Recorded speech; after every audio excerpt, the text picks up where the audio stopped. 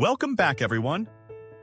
Today, we're diving into a topic that's absolutely crucial for anyone looking to create a podcast that sounds professional and polished: setting up your recording space.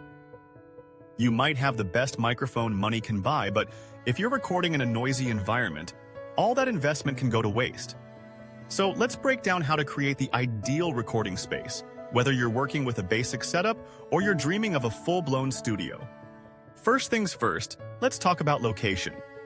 Selecting the right spot in your home is key. You want to find a quiet area, away from the hustle and bustle of everyday life. Think about it. Traffic sounds, barking dogs, or even that ever-present hum of your refrigerator can all seep into your recordings. Trust me, you don't want your listeners to hear the neighbor's lawnmower when you're trying to deliver your epic podcast episode. Smaller spaces are often your best bet because they produce less echo than large open rooms. A bedroom, a home office, or even a walk-in closet can work wonders. Yes, you heard that right, a closet. Those clothes hanging around will act as natural sound absorbers, giving you a cozy little sound booth right at home. Now, once you've picked your location, it's time to minimize noise and distractions. This is where it gets a bit tactical. Before you hit that record button, make sure to turn off or unplug any noisy devices. Fans, air conditioners, refrigerators. These can all create background noise that's super distracting.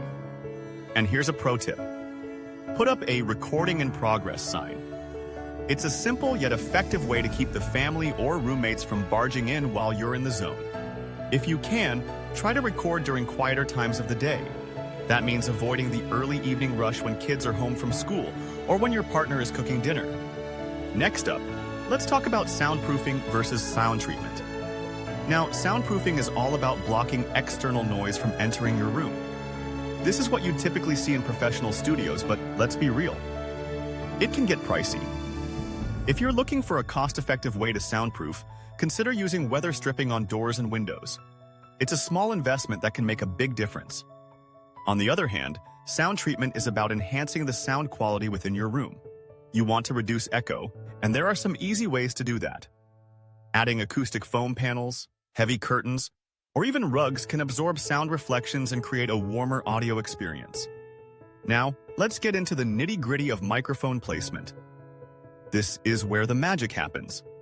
You want your microphone at mouth level, about 6 to 12 inches away from your face. This distance helps capture your voice clearly without picking up too much ambient noise. And don't forget to use a pop filter. Those plosive sounds, like when you say P or B, can be really jarring on the ears, and a pop filter will help soften those sharp edges. Make sure your microphone is on a stable surface, or use a boom arm to avoid any handling noise. You want your listeners to focus on your voice, not the sound of you adjusting your equipment. Controlling room acoustics is another critical factor. Avoid recording in rooms with hard surfaces, think tiled floors or bare walls, because they can create echoes that muddy your sound. Instead, opt for a room with soft furnishings.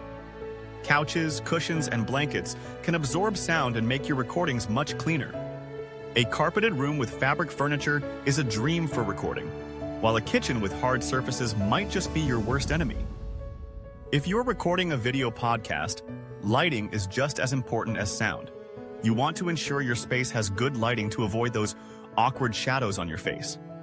Natural light from a window is fantastic, but if that's not an option, consider investing in some soft LED lights. Position the light source in front of you, not behind, to avoid that dreaded backlighting that can leave your viewers squinting at the screen. Once everything is set up, don't forget to test your setup. Conduct a test recording to identify any potential issues with sound quality. Put on some headphones to catch any background noise or echoes that you might not notice while recording. Make adjustments as needed. This might mean moving your microphone or adding more sound-absorbing materials. It's all about fine-tuning your space to achieve that professional sound. Now, I know some of you might be thinking, but what if I can't dedicate a permanent space to this? No worries. There are portable and budget-friendly options out there. You can create a mobile recording setup using a collapsible vocal shield to reduce noise and echo. Or, if you're really on a tight budget, drape a blanket over a chair or desk to create a temporary sound-treated area. Trust me, it works. To wrap it all up, remember that a quiet, small, and controlled environment is ideal for podcast recording. Soundproofing helps block external noise, while sound treatment reduces echoes within the room. Optimize your microphone placement and use accessories like pop filters for clearer audio. And always test your setup before you hit record.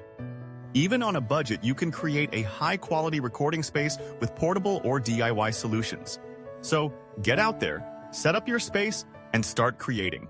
Your listeners are waiting to hear what you have to say, and with the right setup, you'll be delivering your message in the best possible way. Happy recording!